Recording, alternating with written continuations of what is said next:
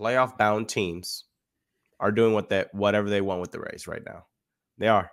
And this wasn't the first time that this happened this season.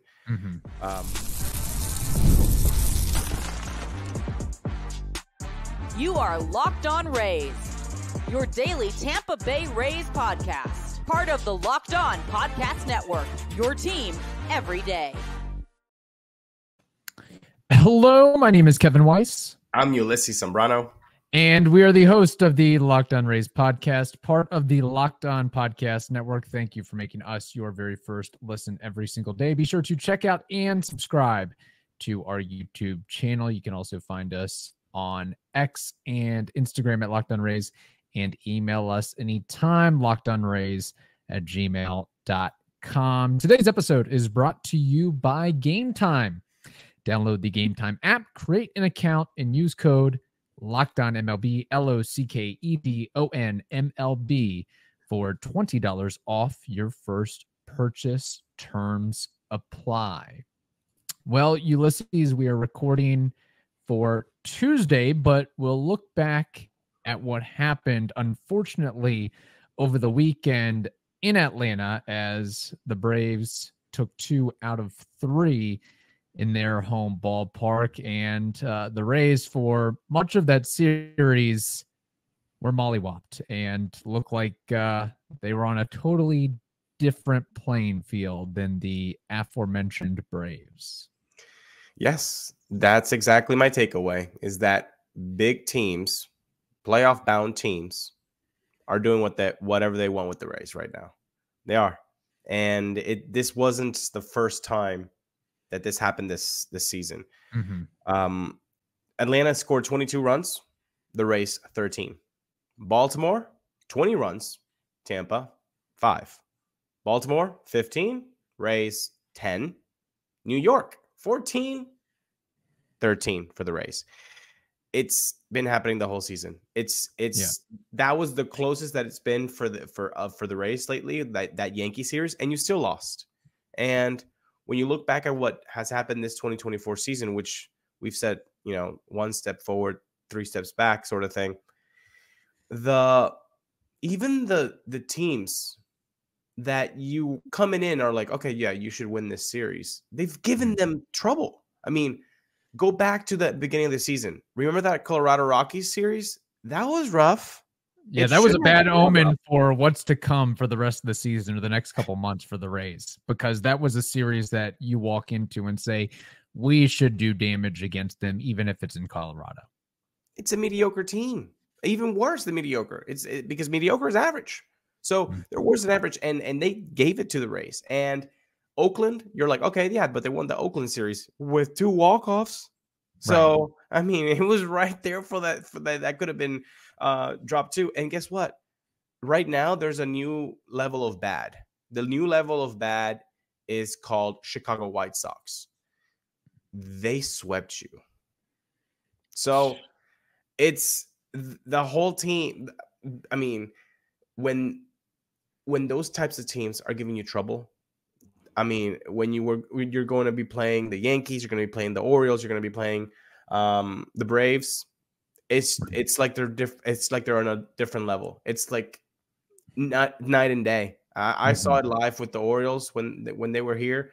Man, they look dynamic. They look energetic. They look like they could do anything they wanted at a second's notice, like the Rays used to do in 2021 and 2023. 2024 is definitely not those 2 years.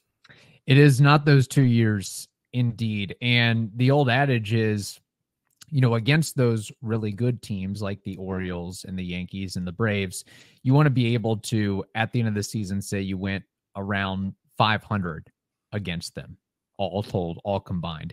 Yeah. And then against bad teams, you want to go like 600, 700 against them. And it evens out to, if you're the Rays over the last several years, 94 to 100 wins, whatever it is. But that certainly hasn't been the case. And what's unfortunate too is even if the Rays find a way to squeak into the playoffs, and we know anything can happen with a playoff series here and there, I just feel like it would be a repeat of the last couple of years where they just get laughed out of the ballpark if they find a way to squeeze into the dance. Yeah, it does feel like that. It does feel like that because that's what we've seen so far in 2024. And good mentioning the over 500. You want to keep that, that competition kind of level. Well, Right. It's not level at all because against teams that are 500 or above, the Rays are 9-20. Oof. 9-20. And you're not defending your home field either. They're 19-23. It's the been Rays tough. all they can to try to get an advantage because they're scheduling night games on getaway days for these opponents, and it's still not working, evidently. Yeah, it's not really working.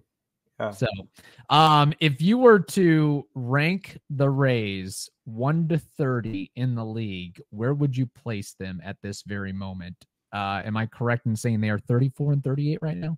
They are 34 and 38.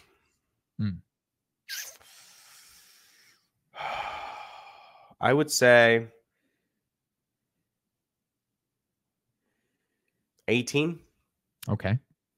All right. Fangraphs, for what it's worth, has them at 22nd, squeezed between the Pirates and the Tigers with a 12.8% chance to make the playoffs. And by the way, the teams that we've mentioned already here, the Yankees are first, the Orioles are second, the Braves are ninth, and a team that the Rays will be facing later on this week, the Twins, are eighth. And here's the other thing that you mentioned in the lead up to all this.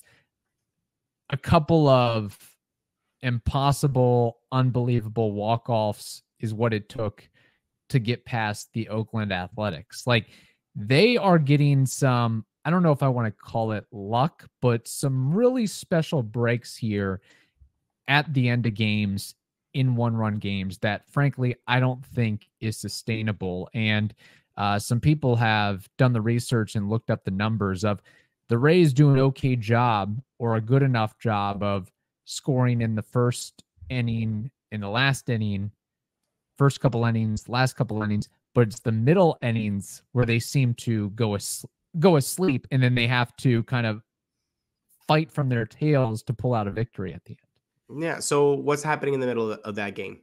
Maybe that's because the pitcher settling in, so you're letting him settle in. So what can you do to disrupt that? I know they're trying to steal bags. Most of the time it feels like it's not working. I mean that Randy bag that he tried to get the other day in Atlanta, that was just like, come on, bro. Like, yeah, first and third, like that's not when you go, man. But you asked, they've been lucky. When you look at the expected win-loss record, right now they're 34 and 38, right? But the expected win-loss record is 29 and 43. I mean, 29 and 43. I mean, that's a little bit better than the Oakland Athletics, who are last in the AL West. That's worse than the Mets, who are fourth in the NL East. In the run differential is minus 71. Like, it's not early, it's not late, but we have got to start seeing a change of pace here. Yeah, it needs to happen within the next month and a half. Let's go. If the Rays want to make some movement or make a decision as to what they're going to do at the trade deadline. That is the looming question going forward. We have more to discuss here, including my takeaway from the weekend. I'm going to be positive with things here. I'm going to look at Sunday's game, and hopefully it means good things to come for this team going forward. Although based on what Ulises and I said in the first segment, maybe it'll take some more time with that. Game Time. Take the guesswork out of buying MLB tickets with Game Time. Download the Game Time app, create an account, and use code LOCKEDONMLB, LOCKEDONMLB for $20 off your first purchase. Terms apply. Again, create an account and redeem code LOCKEDONMLB, LOCKEDONMLB for $20 off. Download Game Time today. Last minute tickets, lowest price guaranteed. Get supplies from the site that's made for the skilled trades, supplyhouse.com. Supplyhouse.com is the reliable way to order plumbing, HVAC, and electrical products online. Their easy-to-use website is packed with helpful resources and the latest product info to help you get the job done right. It's kind of like if you're Kevin Cash and you're like, how do I get this job done right? Well, maybe I don't sit Josh Lowe so often. Maybe I drop Randy Rosarena in the lineup because I want to do things that are done right. You can do that too by getting the expert support and industry-leading service from the friendliest folks in the business. So today, join the thousands of trade pros already benefiting from their free membership at supplyhouse.com/TM and order plumbing, HVAC, electrical supplies from anywhere with just a few clicks at supplyhouse.com. You've got to check out Locked On Sports today. It's a free 24/7 sports streaming channel programmed for you every day to bring you the biggest stories. Locked On Sports today brings you can't-miss analysis, opinions, and news streaming 24/7 on YouTube or the free Amazon Fire TV channels app. It is part of the Locked On Podcast Network, your team every single day. All right, putting a microscope under Sunday's game, somehow, some way pulled out the 8-6 victory against Atlanta. It's usually not a good omen to get in a shootout with a team like that, especially with a guy who maybe a couple years ago could have been in a Rays uniform, Marcell Ozuna. It's so crazy to me whenever we face the Braves, I think of what could be with him, with Travis d'Arnaud, with Charlie Morton. It's like, maybe one day when the Rays get a new stadium and a great development site surrounding it, we can have huge ballooning payrolls and we can land big free agents and we can be a destination that people and players want to sign with and sign for in the future. We'll see. I'd like that. I'd like that very much. Yeah. So on Sunday, the Rays finally got some of the offense attack going. 3 home runs, including a grand slam. And that's what you're expected to do against a young rookie pitcher making his home debut, struggling to finish hitters. There were multiple times in that game where Waltrip, I guess is his name. I was listening to it on the radio, so I was trying to figure out his first and last name. But 0-2 counts and just couldn't put guys away, whether it was Yandy Diaz or Brandon Lau and so on and so forth. We need more performances like this. And part of the reason why the Rays aren't winning enough games is the lack of run scoring here.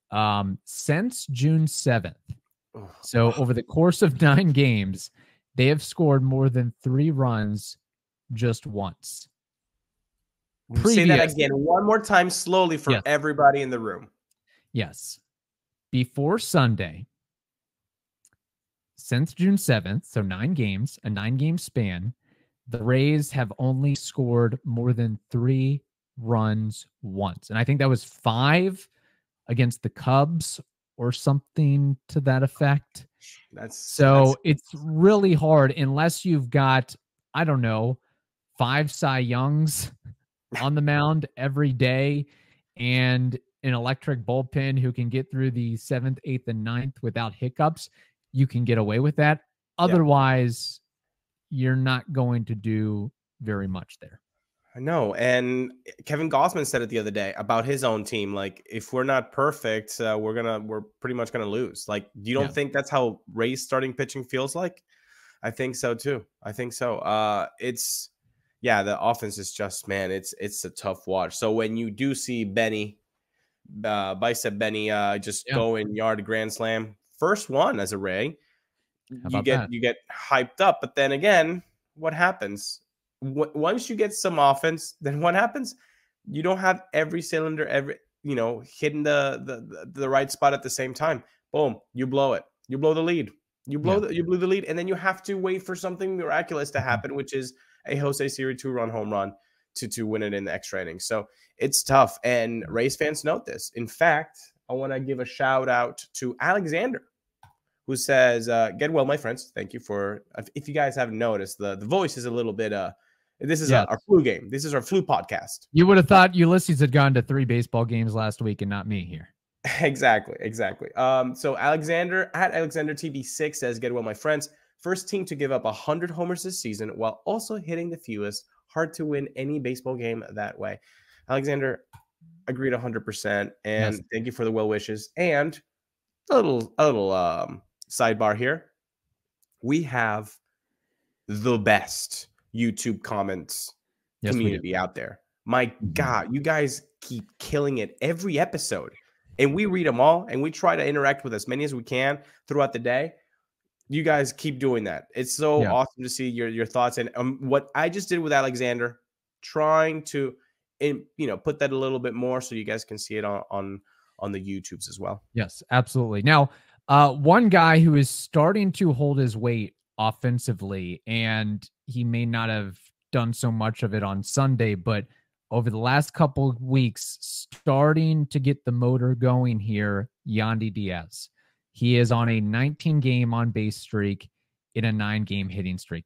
That sounds more like the Yandy Diaz we know than the Yandy Diaz that we've seen throughout April and May this season. Now, I know in Sunday he did get a base hit, 0-2 count. He reached down for a splitter and was able to push it into the outfield. But overall, what I've seen from him lately is he's being very patient and seems like not trying to do too much, waiting on curveballs, waiting on changeups.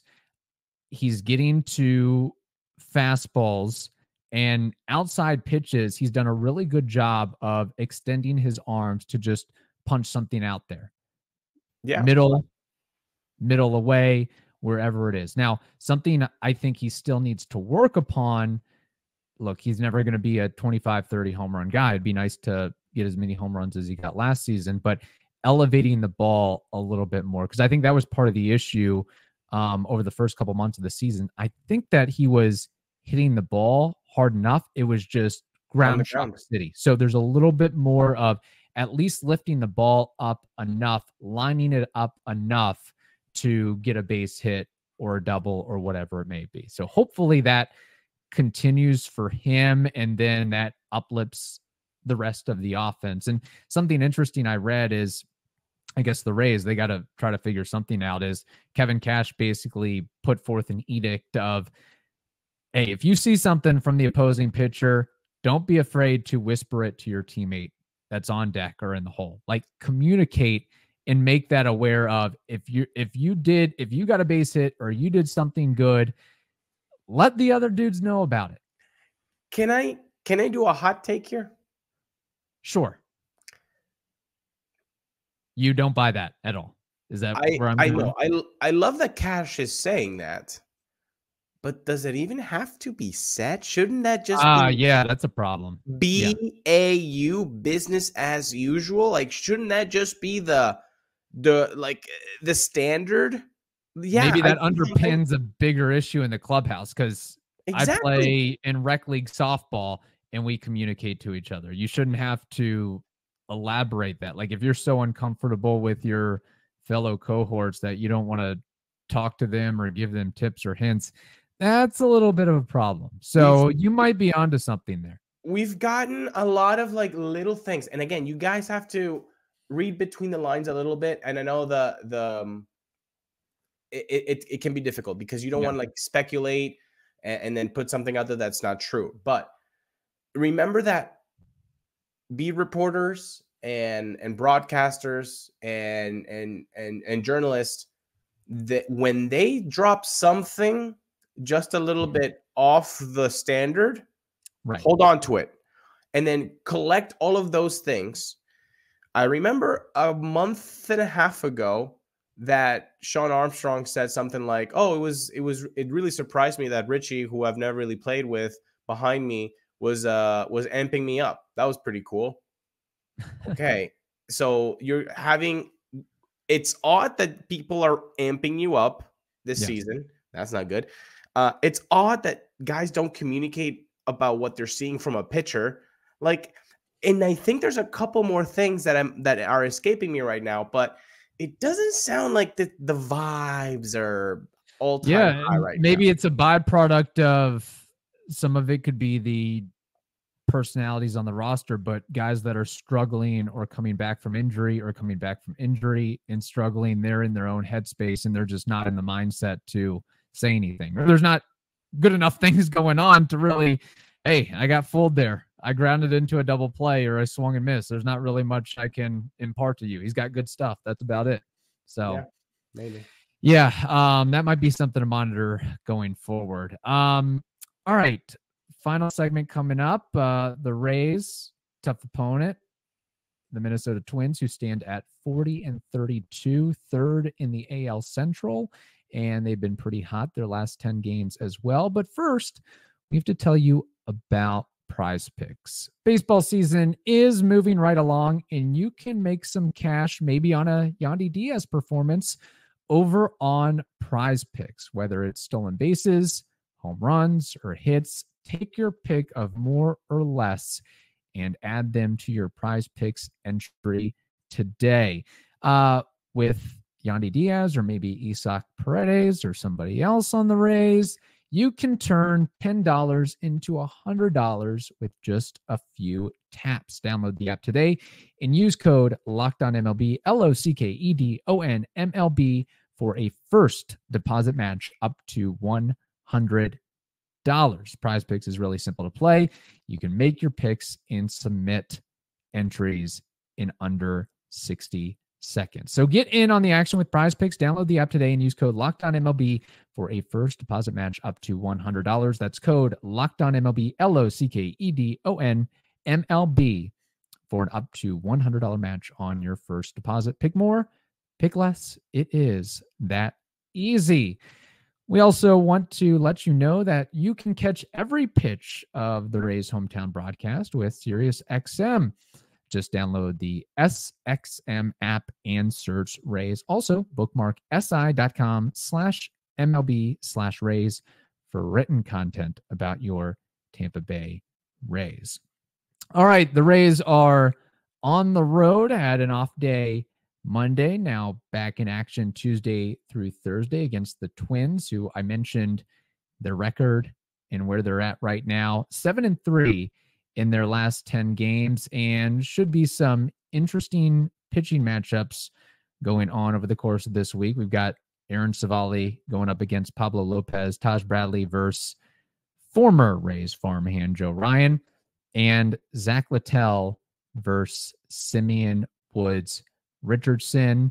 This is another team like the Braves, like the Orioles, like the Yankees, that has a potent offense. They are 6th in the bigs in home runs, tied for 2nd in doubles, 8th in team OPS, and top 10 in runs scored. Yeah, and honestly, this is, I don't want to say make or break because it's not, but it would mean a lot for a W series here because this is a good team. This is a team that is going to probably be in the hunt for the rest of the year for a wild card spot. Like, this is a playoff candidate.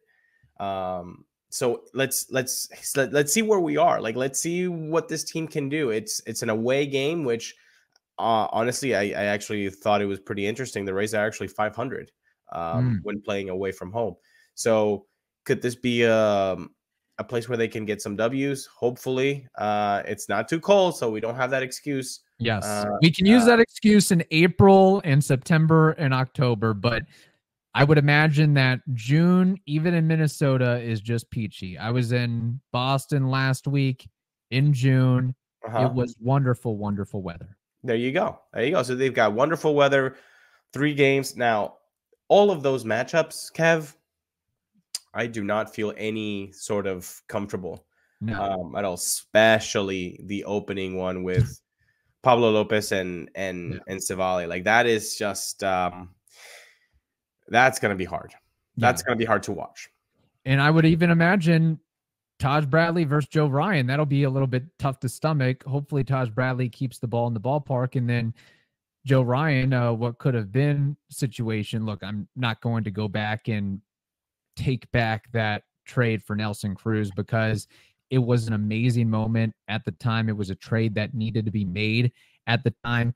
Frankly, if the Rays are in contention and they truly believe that they can make headway and make the playoffs and go deep in the playoffs, say some of the guys that are struggling, they get back to normalcy. And hey, we just need a middle of the order bopper that's been there, done that for 8, 10, 12, 15 years.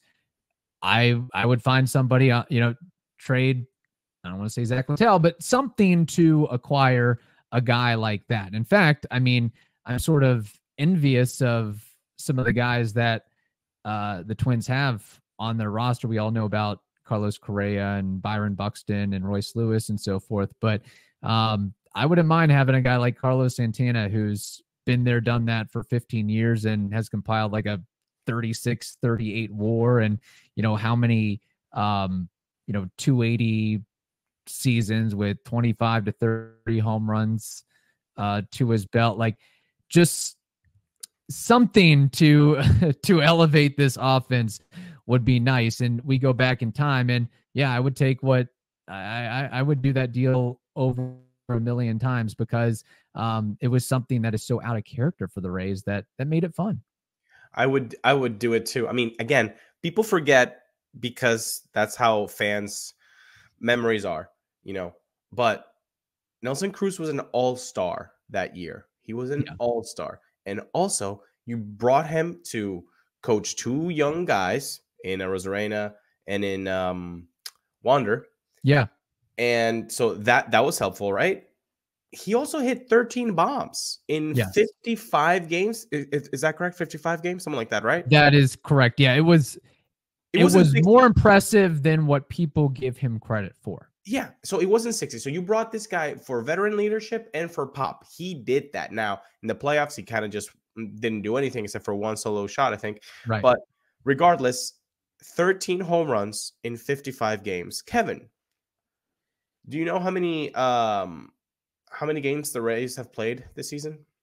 I would imagine 34 plus 38 is 72, and our home run leader sits at 10.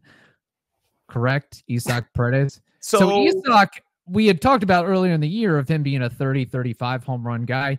He's now got some work to do to even get to 22. So exactly. So I think people overreact about the Nelson Cruz one, which is fine, but I do not feel any negative part about it, really. Well, Joe Ryan can't swing a bat, and that seems to be one of our biggest bugaboos right now. And we'll probably forget about him once Shane Baz is back in the fold and some other injured pitchers are back in there. But man, he looks every bit the part of the prospect and the status that was given to him. I think he was the Rays minor league pitcher of the year at a point in time. I mean, last season he had nearly 200 strikeouts, over 161 innings. He's on pace for a career year this year. So we'll have to wait and watch what happens there. Just got to bite your teeth and hope that the Rays somehow, some way can pull out a series win. I mean, at the very least, the Rays do have the Marlins after that. So maybe that's an opportunity to make up some ground. I'll actually be going to the game on Sunday, so hopefully I will be the good luck charm in front of the 3,800 fans that'll be at that game. So, all right. Hope you all have a wonderful day. Stay safe, and we will talk to you tomorrow.